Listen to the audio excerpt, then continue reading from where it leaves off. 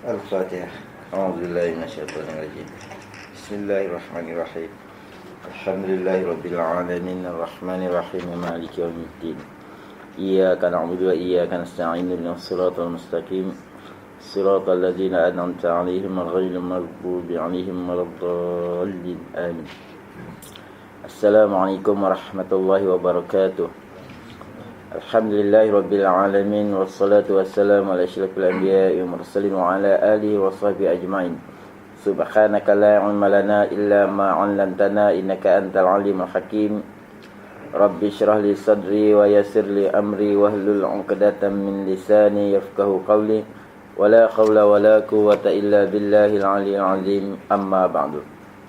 Sampai nasihat ke berapa? Nombor 2. Nasihat yang kedua. Di mana tu? Orang yang seperti ini sebenarnya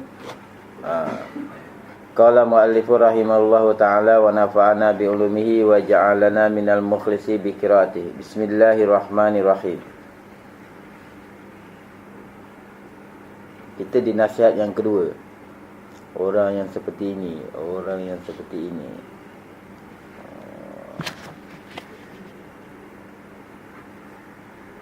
Sekejap ya.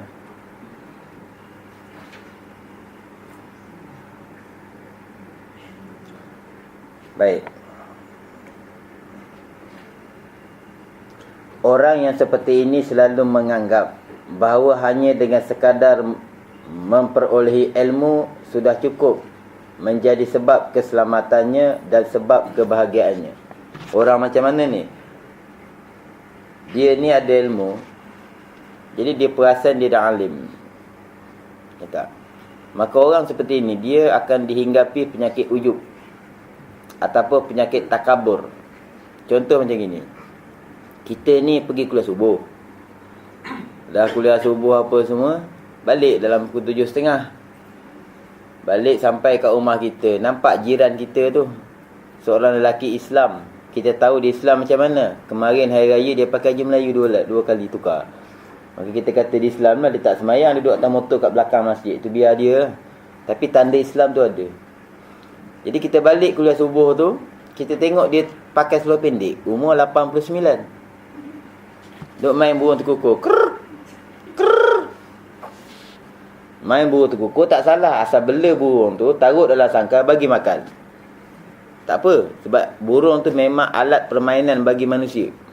Jangan menzalimkan dia sudah. Baik. Kita pun baru balik surau, mengaji bukan main. Kuliah subuh datang, semayang berjemaah, kuliah maghrib, walaupun datang menyandar je. Ya tak? Tak apalah, dah duduk dalam majlis yang elok. Tiba-tiba, tengok. Ni dipanggil ujub. Hati dia berkata, ya Allah, apa nak jadi orang tua sebelah rumah ni, umur dah macam gitu pun tak ingat surau. Tu dipanggil ujub lah. Kita rasa kita hebat. Padahal Allah mengizinkan, Allah menggerakkan kita ke rumah Allah. Dan Allah membuka ruang-ruang kebaikan tu kepada kita. Tapi kata Imam Al-Ghazali rahimahullah ta'ala, itu baru bidayah, kebaikan zahir. Nihayah ialah kebaikan batin. Tiap-tiap orang yang sampai nihayah, dia selamat dah, bidayah dia. Tiap-tiap orang yang berada di bidayah, permulaan hidayah, kadang-kadang dia masih tak selamat. Kenapa? Hati kotor. Itu ujub. Ujub ni apa? Rasa diri hebat. Dia tak kata, akulah orang ahli syurga kerana aku pergi tetap pagi. Dia pandang orang tu, tapi hati dia kata, akulah ahli syurga kerana tu. Itu dia panggil memuji diri sendiri. Perkataan dia mengatakan, apalah nak jadi orang tua ni, seolah-olah dia dah selamat. Seolah-olah dia pada hari tu yang balik kuliah subuh tu lebih hebat daripada orang yang tengah main burung terkukur. Kita tak tahu, 2 hari sebelum dia mati, dia bertaubat gila. Sujud sampai berlekuk lantai, Allah terima, Allah ampun. Siapa nak bagi tahu? Siapa nak tanggung tu? Yang kita dah hari-hari semayang ni apa semua tu, tiba-tiba dengan penyakit hati kita tu, Masya Allah. Sebab tu berhentilah cerita dosa orang lain, cerita hal kita. Bila hal orang lain ni, bila balik kuliah subuh tengok ada main burung terkukur, ya Allah, kasihanilah jiran aku ni. Kalau kau boleh bagi hidayah, bagi kebaikan kepada aku ni, bagi juga dekat dia. Macam itu doa dia. Macam itu doa dia. Ni siapa yang boleh tolong? diri sendiri. Ustaz boleh tolong? Kita tengah belajar. Kita sedang mengambil aplikasi untuk di-download dalam hati. Pakai tak pakai, masalah peribadi. Masalah peribadi. Ini bahaya orang yang ada ilmu. Dia tu mungkin tak pernah dengar hadis mengatakan pahala sembahyang jemaah. Dia tu mungkin tak pernah dengar fadilat tiap-tiap langkah ke rumah Allah untuk mengerjakan solat fardu, diampunkan satu dosa, diangkat satu darjat dan dilepaskan, diangkat satu darjat, diberi satu pahala tiap-tiap langkah. Dia mungkin tak pernah dengar. Dan salah kita pula tak pernah menyampaikan. Tak pernah menyampaikan, mungkin. Tak? Macam itu. Jadi tak boleh rasa kita hebat. Sampailah hari sakarat. Ketika itu kita akan dapat ilmu yang yakin. Kita akan dapat ilmu yakin ketika nyawa telah berada di halkum. Ketika itu account close. Tengah pending untuk closingnya. Tak? Tunggu password terakhir dimasukkan, padam. Berpindah kepada alam yang baru, dipanggil alam yang barzah. Ketika transaksi itu berlaku, perpindahan antara barzah dan dunia yang fana ni, ketika itu semua orang akan dapat ilmu yakin di mana kedudukan dia selepas itu. Gitu. Jadi sebelum daripada tarikh tersebut, tak boleh nak condemn orang. Tak boleh nak mengutuk orang dan sebagainya, tak boleh. Minyak naik 20 sen, alhamdulillah. Aku ingatkan 40 sen. Kan lega. Kita duk mengata dia, mengata ni silat-silat. 12 juta rakyat Malaysia mengata dia, pahalanya berapa kat dia? Tak adalah kalau kita mengata posting dalam Facebook tu, okey, Perdana Menteri pun telefon dekat Shell Petronas. Ni orang ni yang nama pemilik Facebook ni bagi harga lama minyak. Tak akan dapat macam itu. Jadi perbuatan kita tu sia-sia. Ni kalau nak mengaji tasawuf lah. Kalau nak mengaji fiqah saja, yang salah tetap salah apa semua, kita akan menyatakan kesalahan, kita akan membela keadilan, tapi dengan bahasa yang betul. Jangan menganiaya diri sendiri. Jangan dibuat karikatur kepala besar kaki kecil dinisbahkan kepada pemimpin-pemimpin tertentu. Saya tidak menyokong kezaliman. Tapi kita nak tunjuk cara kezaliman wajib diperjuangkan supaya keadilan itu timbul. Tapi dengan cara yang betul. Dengan cara yang betul. Macam itu. Yelah, dia orang terkenal. Sekali orang mengumpat dia, 12 juta orang mengumpat. Berapa pahala? Cuba cerita. Betul yang dibuat tu zalim dosa, nanti kan akan ditimbang. Akan ditimbang. Kemudian yang mana dizalimkan tu, dia akan ambil pahala tu. Kan berat timbangan dia tu. Kita dah sembahyang tak khusyuk, ingat kefar. Ya tak? Sedekah pun duit RM1 lipat sampai hancur. Kononnya nak ikhlas, dia tak payah buat gitu. Penat saya nak urut. Ya tak? Kalau surau ni okey, surau-surau lain, dia punya duit di RM1 tu, dia nak punya nak ikhlas tu, dia lipat. Duit RM50 tak ada lipat. Jadi kalau tak nak susah menderma, RM50 tak payah lipat. Ya tak? Kalau RM1 ni banyak kerja. Ada sekali saya tengok, yelah orang faham hadis dia tak, tapi saya sukalah cara dia. Dia nak masukkan duit tu, dia sorok tangan kiri ni ke belakang. Kadang dia dengar hadis kata, bila kamu buat baik, tangan kiri jangan nampak.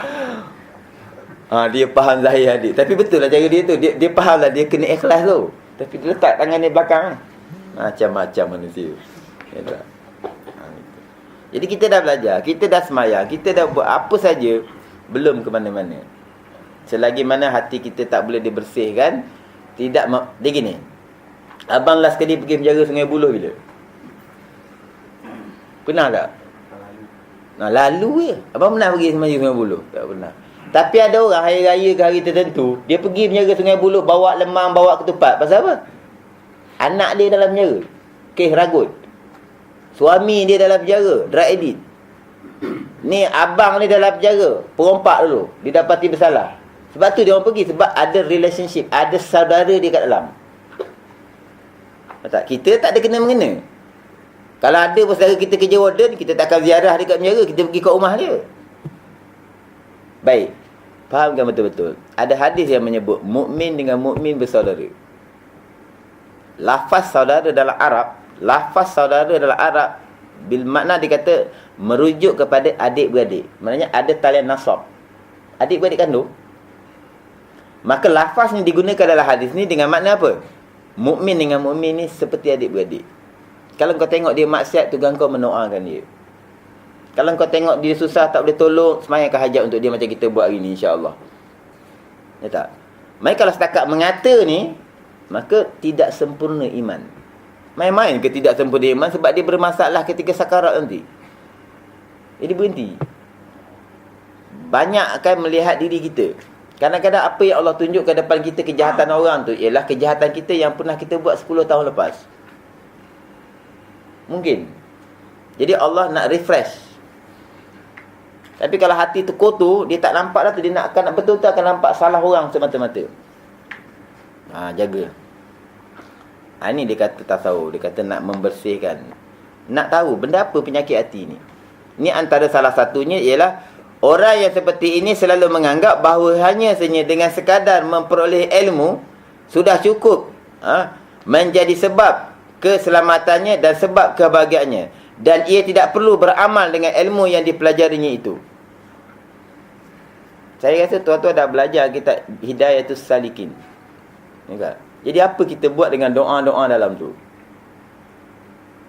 Kita kena baca. Allahumma tahhir qalbi minan nifaq wa azim farji minal fawahish ketika selepas istinja. Tapi kita istinja dalam tandas. Maksudnya kita buang air kecil, buang air besar dalam tandas. Doa tu selepas istinja, baca di luar tandas.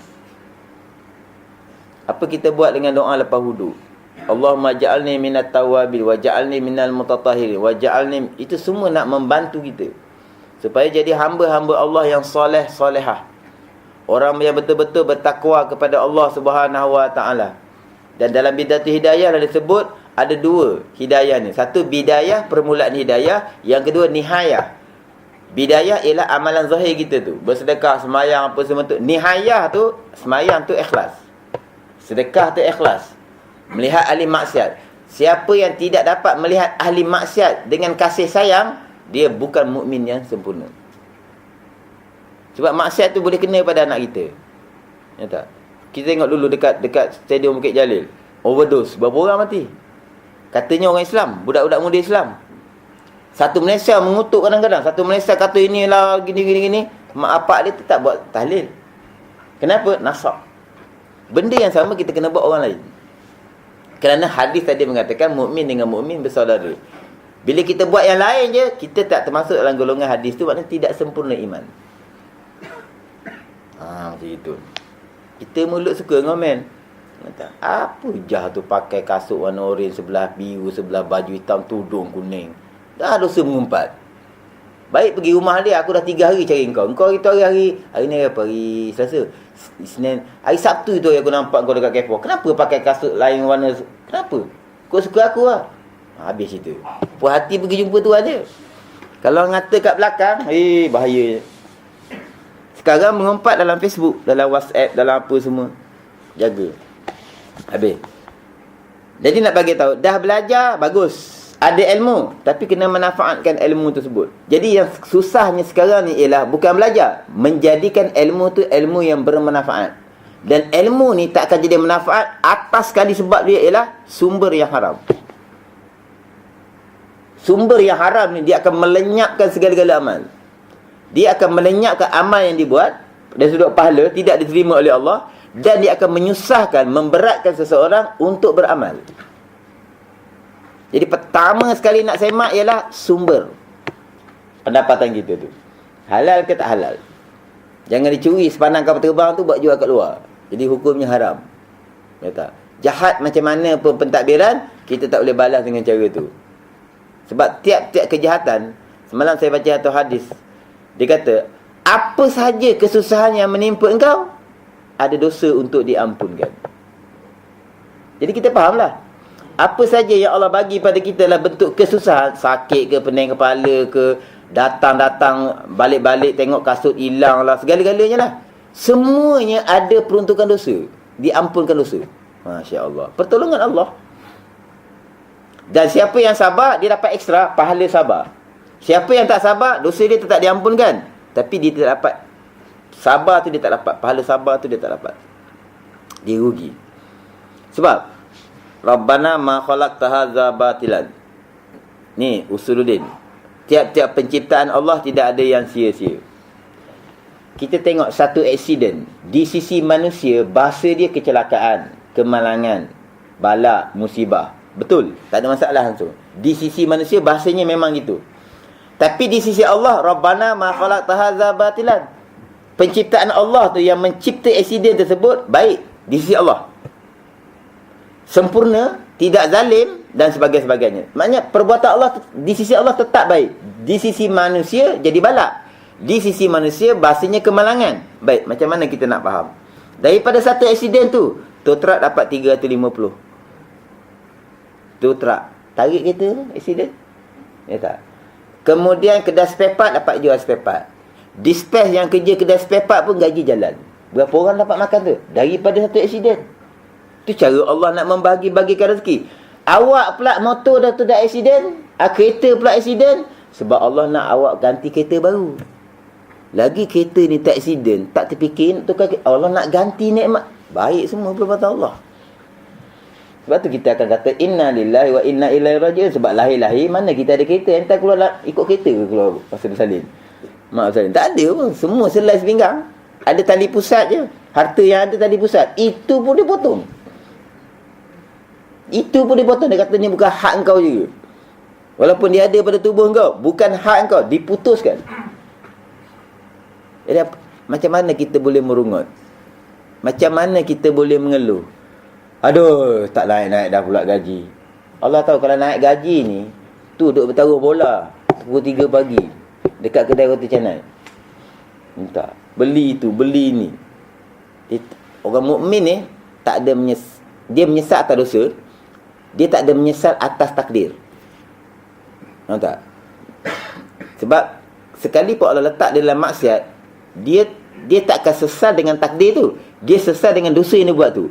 Kerana Allah telah bagi tahu, tiap-tiap kali kamu jatuh pada dosa, ya, aku yang mencipta dosa tersebut. Aku yang meletakkan kamu di tempat maksiat. Ni tolong kita cerita di kuliah saja. Jangan cerita kat luar, bahaya. Kau tak dengar tu tadi kan kata memang Allah dah letak kita ni. Kita ni memang kaki judi dah di sisi Allah. Kalau Allah kendaki, Allah boleh jadikan kita imam masjid negara. Tapi dah sabar je lah, babe. Sabar pula lah. Dia bila dah jatuh pada maksiat, dia bukan suruh sabar, dia suruh taubat. Kan Allah bagi tahu itu. Jadi penciptaan tu daripada Allah. Tapi di pihak hamba, bila maksiat, taubat. Jangan menyalahkan Allah, sebab syariat tu telah diajar. Bila musibah, bila kecelakaan, sabar, barulah kita sabar. Asal mata buta ke? Time kau nak sikit dalam bawa kereta tu, habis pahala sabar. Kali keluar orang buta-buta baru tahu. Jadi marah-marah tadi langgar dia tu. Mata buta ke? Memang saya buta. Nak cakap apa? Saya pakai braille, pakai gear ni, pakai huruf braille. Ya tak? Macam itu. Manalah tahu satu masa nanti teknologi canggih macam gitu. Macam ustaz, tiap-tiap kuliah air kosong. Sabar je lah. Tak ada ke fresh orange ke sekali. Nak kena sabar. Ngaji pula tasawuf. Ujian dia berat. Macam itu. Jadi sebab itu kita kena memandang setiap perbuatan Allah tu elok. Walaupun pada nama kita kecelakaan, pada nama kita musibah, sebab semua ada hikmah. Jangan merungut, jangan tu bertindak mengikut syariat. Bila salah, taubat. Bila kecelakaan, innalillah. Bila dah aksiden, selesai dengan elok. Nak report polis ke, nak selesai, nak... Itu aja kita boleh buat. Once kita maki je, habis kita. Dosa sebagai dosa terampun, dosa baru pula datang. Pahala sabar tak ada. Jadi defisit. Itu dia panggil defisit. Ini ilmu bermanfaat dia panggil. Bantuannya mana? Bantuan dengan doa. Senjata orang mukmin ialah doa. Tapi doa keluar tandas kita tak baca, doa masuk tandas kita sombong, doa lepas istinja kita tak tahu, doa bangun tidur, tertidur balik baca. Sebab dalam Bidayatul Salikin, Bidayatul Hidayah tu kalau abang tengok, doa dia panjang. Tu saya kata semalam, ni kalau tak betul-betul nak baca doa ni, sementara nak baca tertidur balik. Panjang doanya. Dia tak suruh hafal. Kalau kita ada anesthetik, kita photostat, kita tampal, baca hari-hari. Dan akhirnya 10 tahun, 20 tahun insya-Allah hafal, sebab Fatihah kita boleh hafal.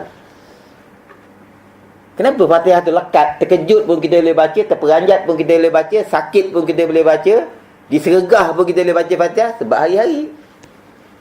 Diulang. Tapi dia soal dia ialah sekarang ni, kita ni nak ke mana? Pemahaman tu tak masuk dalam hati. Kita keluar daripada rumah, tiap-tiap hari kena niat, aku keluar ni ya Allah kerana mencari nafkah. Perbaharui niat. Tiap-tiap langkah satu pahala. Diampunkan satu dosa.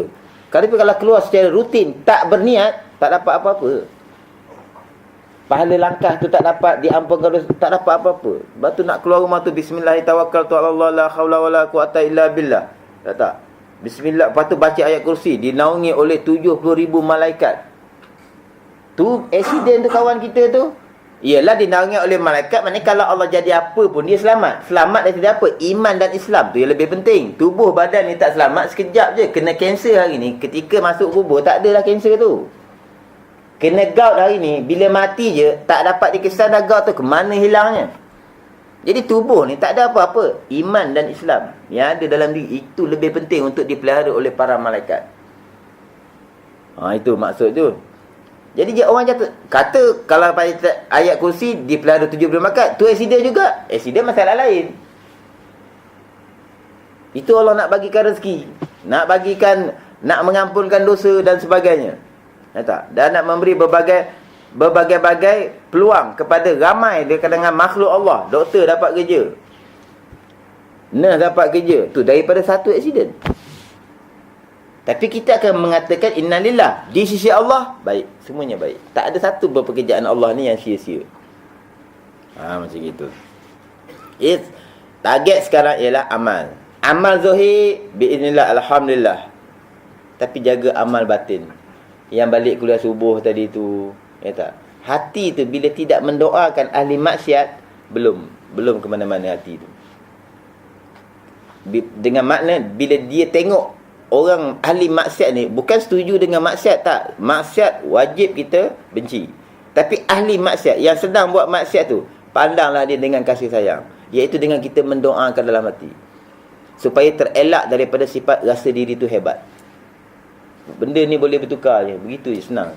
Saya ada seorang kawan, ketika saya form 4, dia dah pakai serban. Kita duk main motor je, ingat tak? Tu pakai serban, join grup tabligh, ajak ke surau. Dia ajak saya tidur.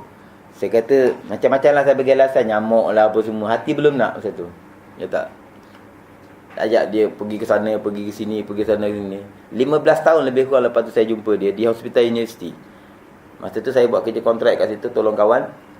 Jadi nampak macam kita kenal dia ni, nak tegur, cuba salah. Cuba.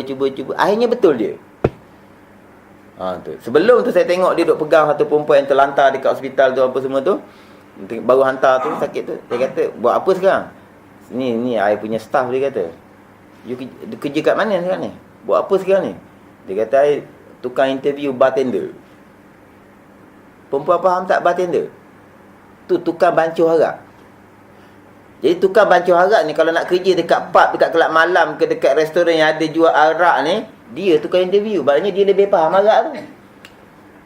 Allah tukar macam gitu je. Jadi ketika saat kita ada sifat takabur, itulah saat yang paling bahaya dalam hidup. Sebab apa? Allah, kalau sifat takabur ni Allah benci. Aba wastakbara wa kana minal kafirin.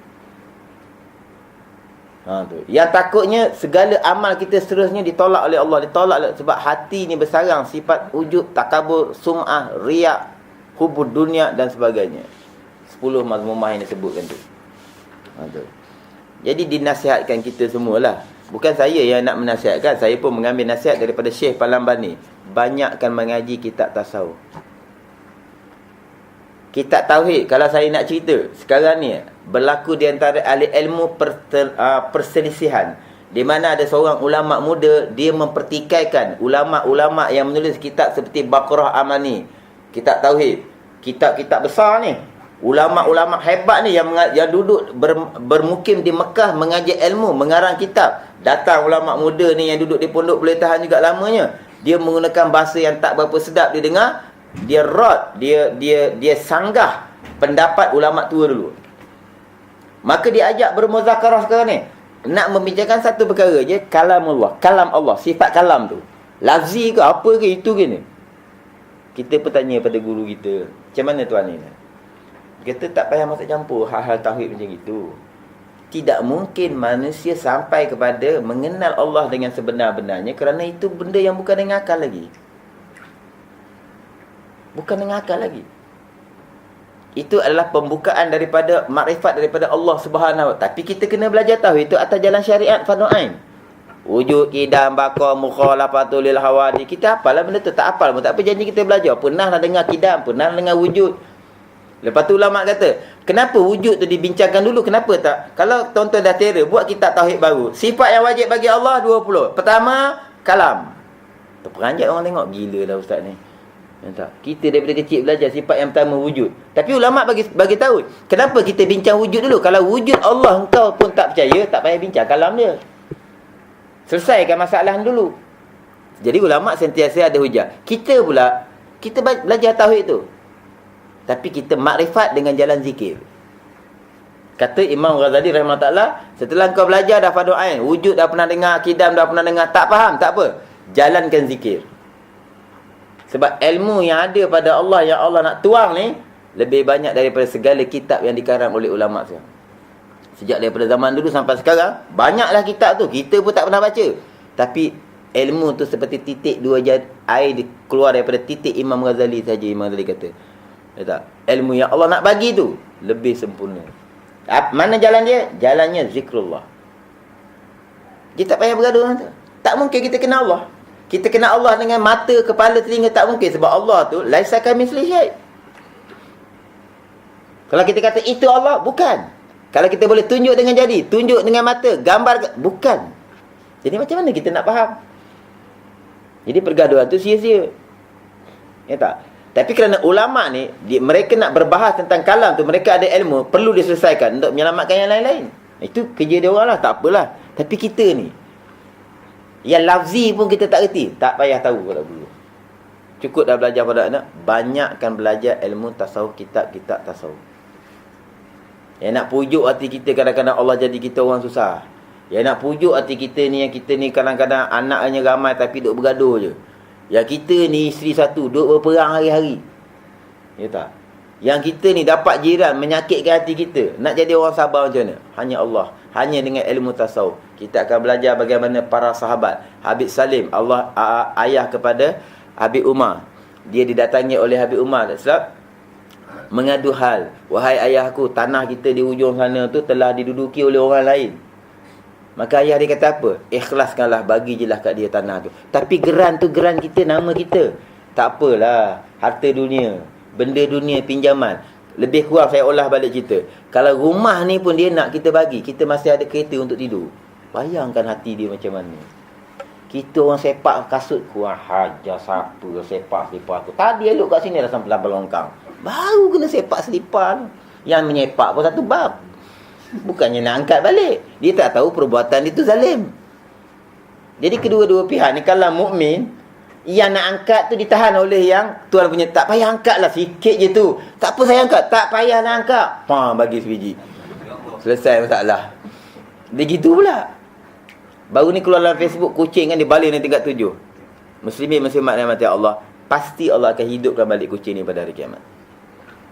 Pasti. Dan Allah akan tarik orang yang buat kerja tu untuk dipertontonkan kepada kucing ni, yang dia sekarang diazab kerana kezaliman terhadap kucing. Selesai beberapa tempoh yang ditetapkan oleh Allah diazab tu, kucing ni dimatikan balik. Keadilan Allah. Yang ni benda paling takut tuan-tuan. Kita, seseorang tu minum arak, berzina dengan Allah, kalau dia tepat je syarat taubat tu dipenuhi, biiznillah Allah ampun itu je. Dan tidak ada lagi benda, nak cari dokumen tu dalam recycle bin pun tak ada.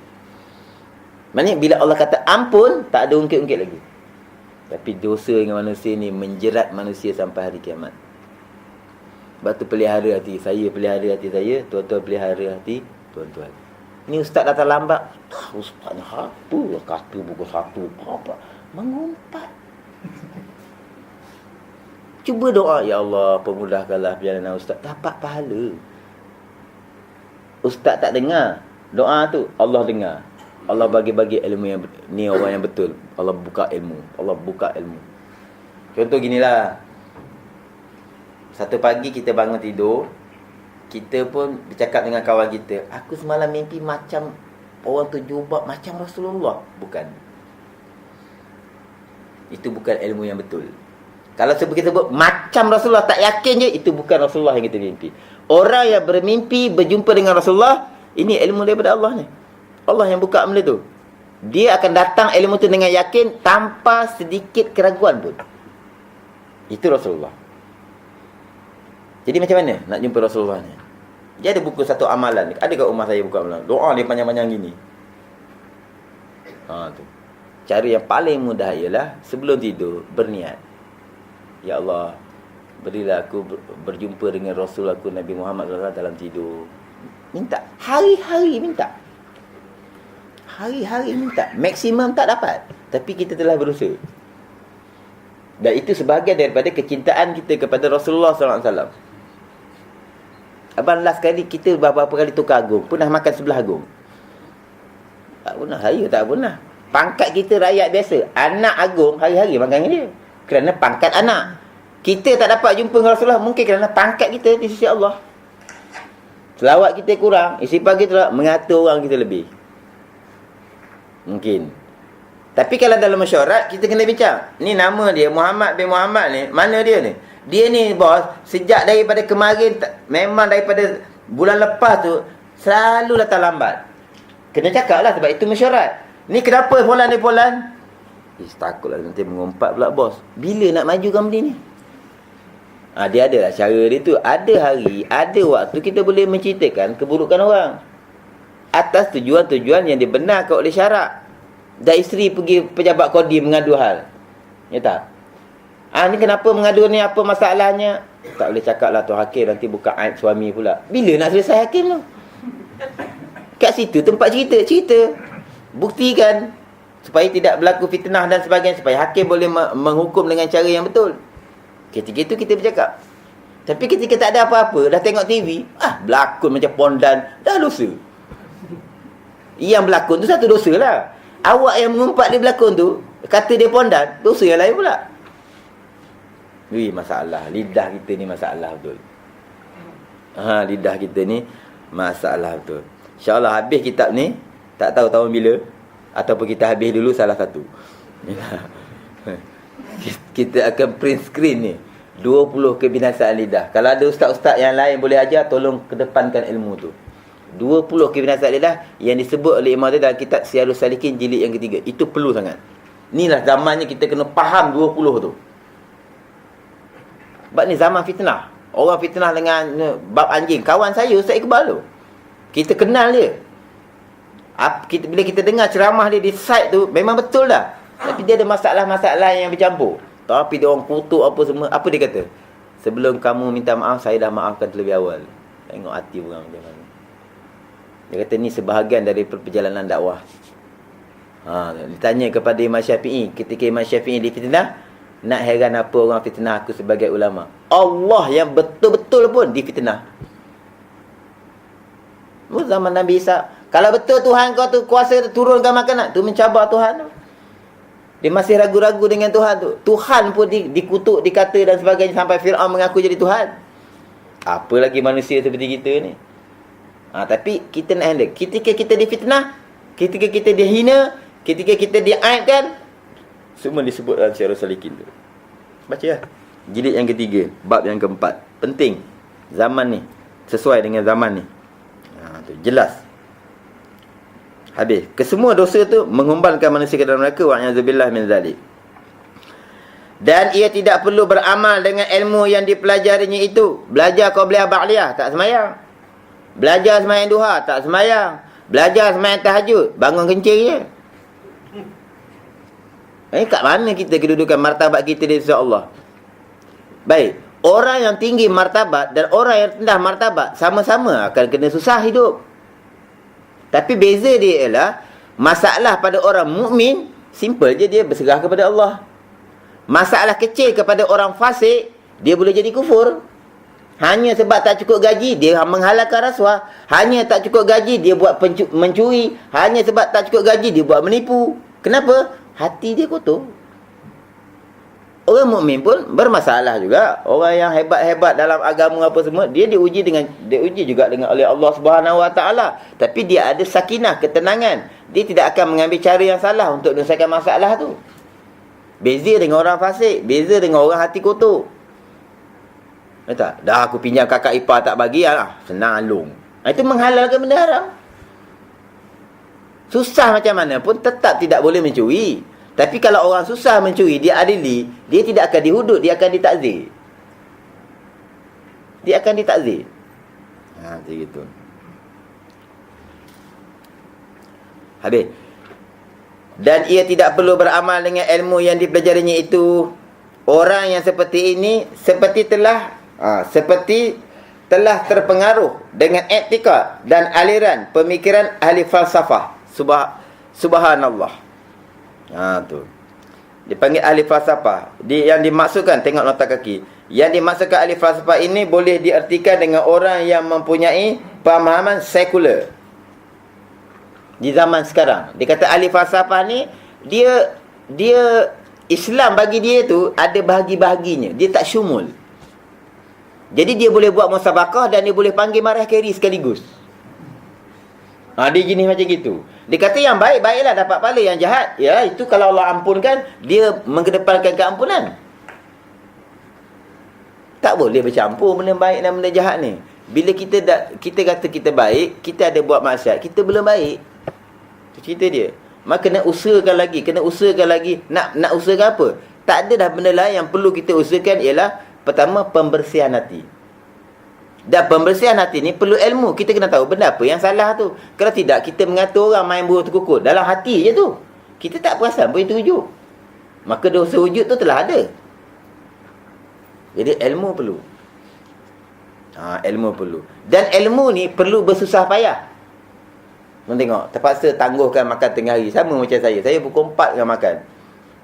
Lepas ni ada satu kelas lagi pukul 3 dekat Wangsa Melawati. Kena pergi ya. Kalau ada kopok leku kat tepi kan saya beli ya. Tu makan saya tengah hari. Tu. Tapi saya dah biasa. Saya masa belajar dulu, tuan guru kata puasa, kita pun puasa. Puasa pula, lepas tu maghrib kena ikut dia pergi belajar. Sebab saya driver dia.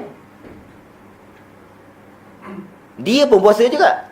Nanti dia berbuka dengan air sejuk, kurma 3 biji. Saya pun berbuka dengan air sejuk, kurma 3 biji. Kita tengok guru kita macam gitu. Lepas tu dia mengajar pukul 9.30 baru. Daripada pagi puasa tu 9.30 baru makan malam. Biasa. Macam gitu.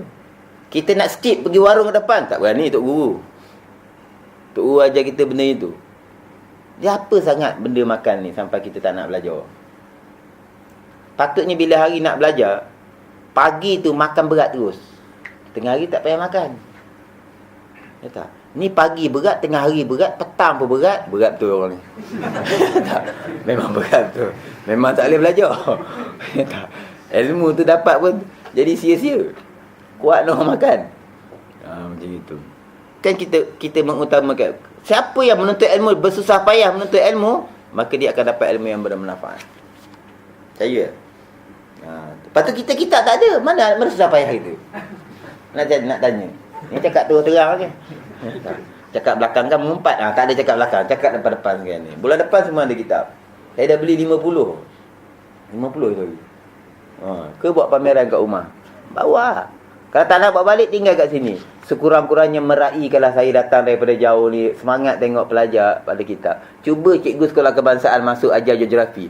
Budak kita dulu pernah sekolah, tak bawa buku. No, diri tengah panas tu. Bulan depan saya buat macam itu. Dia rasa. Tu. Saya tak ada kitab, tak apa, minta abang ni baca, saya syarah je. InsyaAllah boleh. Tak ada, tak apa saya. Macam itu. Jadi pastikan kita hidup hanya sekali. Jangan sia-siakan. Bersusah payahlah menuntut ilmu, pegang kitab. Kalau kelas saya wajib. 3 kali lagi saya datang macam gini, saya tak datang lah. Tuan-tuan boleh cam percakapan saya. Dan saya dah 2-3 kali buat kat kelas saya begitu. Saya tak heran. 3 kali ya. Ni bulan November, Oktober, November, Disember, Januari. Februari saya tak datang kalau macam ini. Macam gitu. Hebat sangat ustaz. Sebab tak hebat tu saya tak datang. Sebab tak hebat tu saya tak datang. Macam itu. Habis itu. Dan tidak perlu beramal dengan ilmu yang dipelajarinya itu. Dan saya tak nak belilah. Kena pergi beli sendiri. Cari. Tak adalah. Kedai kitab saya dah tutup. Orang yang seperti ini sebenarnya telah, sebab saya sayang tuan-tuan. Saya kan zaman saya belajar, perkara paling saya kedepankan bila tuan guru kata minggu depan kita nak baca kitab ni, serta-merta cari kitab. Seronok dapat kitab baru ni. Pegang hak ulama. Kita pegang ni harta ulama. Basi je? Takkan basi. Kita pegang Android tu, kejap lagi outdated tu. Tak sampai setahun outdated, orang dah tak pakai lah. Ni pun dah terketar-ketar nak iPhone 6 pula ni. Padahal file outdated. Ini ya Allah sampai kiamat. Sebab syariat Nabi Muhammad sampai kiamat. Macam itu. Telah terpengaruh dengan etika ahli fikiran, ahli falsafah. Dia campur aduk. Dia agama benda enjoy begini. Dia boleh buat semua. Tak. Islam ni dia ada cara dia. Sifat orang bertakwa ni ada cara dia. Subhanallah, apakah kelirunya pemikiran yang seperti ini? Sebab tu yang mula mencetuskan sijil ni Yahudi Nasarah. Yang mula memecah-mecahkan cara belajar ni Yahudi Nasarah lah. Pergi Usuluddin, diploma Usuluddin. Ni dia khususiah gitu. Akhirnya dia boleh bercakap atas itu saja. Tapi biasanya orang dah ni dia tak nak bercakap atas tu, dia akan bercakap semua. Kalau dia ni jenis mengaji halaqah, okey. Kalau jenis pemalas ni, dia mengaji kuliah saja, habis. Ni yang banyak menyeleweng. Dia tak masuk campur. Dia aliran bahasa Arab, dia dah masuk campur fiqh, dia masuk campur tauhid, dia masuk campur mantik, dia masuk campur hadis apa semua. Pasal dia 4 tahun di universiti tu, Quran, hadis, bahasa Arab saja. Adalah cetu-cetu, ada subjek-subjek sampingan sikit fiqh tu, itu untuk pakai sendiri. Pengajian yang terbaik sekarang antara tempat ialah seperti di Maghribi, seperti di Darul Mustafa tu. Tuan-tuan, memang dia ada silibus, dia ada peperiksaan. Tak lepas ni kau tak payah, ni kau main-main belajar ni, kau duduk kelas lama balik. Tapi mengaji kulit ke kulit, kitab ke kitab. Ngaji halaqah macam ni, dia katalah ni satu masjid Darul Mustafa, universities ranking dia. Sana satu halaqah, sini satu halaqah, ibtidai, sanawi, aliyah, kitab ni, umum. Duduk. Tuan-tuan kalau pergi dalam safar, duduk je lah. Tapi carilah kitab permulaan. Jangan duduk kitab aliyah, kitab tinggi. Malu kat orang. Nampak tak? Macam itu. Duduk halaqah macam ni. Tu. Ni pemikiran sekular macam ni. Dia pecah-pecahkan. Nampak tak? Kejap lagi anak kita belajar Jacob. Hujung minggu Sabtu, dia suruh maraton pula dah. Jadi pening. Hadis dalam otak anak ni jadi keliru. Mana satu betul ni? Kak Jacob kata kalau bersama dengan lelaki apa semua dedah aurat, salah. Tapi guru pendidikan Jasmine kata pakai t-shirt dengan pendek, jogatan wakatan. Kan keliru je dia tu. Sekular. Itulah sekular. Dah kena pada anak kita. 3 minit lagi. Kalau ikut jam saya ni. Dia kata keliru. Sebab tu zaman sekarang lah anak ni daripada awal agama. Tolong lah. Saya sendiri tak dapat didik anak saya. Tapi 3 orang saya dah lepaskan kat Yaman lah. Bila Syekh dia datang baru ni, saya kata saya tak ada anak dah. Tugas saya hantar duit je. Saya dah serah pada Syekh. Syekh kata dia balik. Syekh kata dia malah naik kitab ni. Kita dah serah pengajian agama tu pada dia sebab kita percaya dengan Syekh ni. Dia memang boleh didik anak kita. Kita dah check, kita dah tengok silibus dia apa semua. Dah tak ada ragu lagi dah. Kita lepas je lah. Hati ni rindu kat anak ni. Dah berapa tahun, dah setahun lebih tak jumpa ni. 3 orang anak tu. Hanya dengan WhatsApp apa semua. Daripada kurus dah gemuk dia sekarang. Kita nak lah sebagai ayah. Tapi Syekh kata tak boleh balik. Sekarang, itu hari saya buat majlis korban. Sehari sebelum korban, dia tarik anak dia. Saya bagi tahu, siapa yang balik, bawa sekali baju tak payah datang balik. Ni program sekolah ni kita buat. Mak bapak melentir, mak bapak tak bagi walak pada ustaz. Siapa yang hantar anak dia pada agama, tolong bagi kerjasama kat madrasah tu. Kalau kita ni nak ikut semua mak bapak, saya cakap dekat mak bapak tu, boleh bang, abang ada seorang pelajar namanya anak abang, buka madrasah. Buatlah peraturan macam mana pun.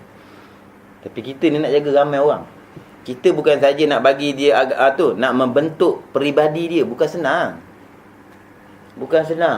Latih semayang tahajud, semayang berjemaah. Balik, dia hilang lah. Datang lagi, bawa benda-benda luar tu nak pulihkan tu pula 2 minggu, 3 minggu nak boleh mengaji balik. Bukan senang. Tapi bila mak bapak masuk campur, tak ada hormat pada pentadbiran apa semua, biasanya budak ni tak jadi. Biasanya budak ni tak jadi. Jadi sebelum nak serah anak tu, tengok betul-betul madrasah tu. Kalau dah tok gurunya pakai seluar pendek main golf, janganlah hantar. Mana kita berhak lah semak sebelum hantar. Tapi bila kita dah setuju nak berhenti beradab, sebagaimana kita nak masuk pun beradab. Itu nasihat saya lah. Saya tak main-main buat madrasah. Saya senang je, tak ikut balik. Saya tak wajib anak ketika anak abang dengan saya wajib ajar. Tapi ketika anak abang dah balik, dia wajib belajar. Dengan sesiapa yang dikehendaki, dia wajib belajar. Tapi tak wajib belajar dengan saya. Nampak tak? Semua orang wajib belajar. Semua orang wajib belajar dengan saya. Tak. Ni satu kelas saya tutup ni. Kelas hari Jumaat. Kelas remaja. Tutup. Nak tutup kan ni? Nak cuma bagi ihsan kepada 2-3 orang yang istiqamah tu, nak habiskan kitab Mimar tu. Lepas tu saya tutup. Nak postmortem. Saya silap ke, waktu silap ke, kitab silap ke, apa silap ke. Main-main belajar. Ni 3 bulan. Lama tu kalau kerja confirm. Takkan tak jumpa kitab 3 bulan. Ingat, bulan Januari. Saya masuk dalam note kejap lagi ni, saya takkan lupa. Terus synchronize kat email. Google. Main-main. Canggih tu. Habis. Bahawasanya seorang itu apabila telah dapat menghasilkan ilmu, kemudian ia tidak beramal dengan ilmu yang telah diketahuinya itu, nanti pada hari kiamat ia akan disoal. Dia akan disoal oleh Allah Subhanahu wa taala. Sebab itu kata Imam Nawawi rahimahullah taala, kita dapat ilmu sembahyang duha. Sembahyang duha hukumnya sunat. Buat berdosa, tak buat pun tak dapat pahala lah. Hukum fiqh macam itu. Tapi masalahnya sekarang Allah bagi ilmu tu pada kita. Ada orang tak pernah dengar sembahyang duha. Mungkin kita tak percaya. Tapi ada orang tak pernah sembahyang tasbih, dia tak tahu. Betul tak? Kerana ilmu tu belum sampai. Maka dia tak akan ditanya sebab ilmu tu ilmu sunat. Tapi awak yang tahu ilmu sembahyang duha ni akan ditanya oleh Allah. Jadi untuk melepaskan tanggungan ilmu, sekurang-kurangnya beramal sekali. Sekurang-kurangnya beramal sekali. Habis tu Ustaz, saya baru belajar bab nifas, saya kena mandi. Awak kan lelaki, tak payahlah. Memang itu ilmu untuk perempuan. Memang awak tahu. Jangan jadi pelik. Nanti kena bagi tahu juga kan dia saja aku mandi nifas ke, mandi haid ke. Sebab Ustaz Yunus kata, Menawi kata kena beramal sekurang-kurangnya sekali. Itu ilmu yang memang layak kita beramal. Dan ilmu tu ilmu sunat. Kalau wajib tak ada pilihan. Kalau haram tak ada pilihan, kena tinggal. Tapi ilmu tu sunat. Sekali. Untuk dilepaskan tanggungan ilmu. Jadi kita belajar banyak, kita ada tanggungan banyak. Ni nasib baik aku tak belajar. Lagi teruk. Jangan fikir macam itu. Lagi teruk. Biasanya lagi teruk orang tak belajar ni. Jadi mudah-mudahan. Pertama, kita sama-sama banyakkan zikir. Untuk bersihkan hati. Sebab itu saja jalan untuk kita dapat anggota yang baik. Dan yang kedua, supaya Allah membuka pintu-pintu makrifat. Dan elakkan daripada menceritakan, semata-mata nak menceritakan keaiban orang. Doakan. Itu doa tu lebih baik. Mudah-mudahan kita dapat ilmu yang bermanfaat. Kita jumpa pada kuliah akan datang, insya-Allah. Al-Fatihah. A'udzubillahi minasyaitonir rajim. Bismillahirrahmanirrahim. Alhamdulillahirabbil alamin arrahmanir rahim maliki yaumiddin. Iyyaka na'budu wa iyyaka nasta'in ihdinas siratal mustaqim siratal ladzina an'amta 'alaihim ghairil maghdubi 'alaihim waladdallin. Amin. Bismillahirrahmanirrahim. Alhamdulillah. Rabbana atina fid dunya hasanah fil akhirati hasanah wa qina adzabannar. Allahumma faqihna fid din 'alimna ta'wil. Allahumma ighfir lana dzunubana wa li walidayna warhamhum kama rabbayana shaghira wa li jami'il muslimina wal muslimat wal mu'minina wal mu'minat ahya'i minhum wa amwat bi rahmatika ya arhamar rahimin. Wassallallahu ala sayyidina wa ala Muhammadin wa ala alihi wa sahbihi ajma'in. Alhamdulillahirabbil alamin. Taqabbalallahu minkum.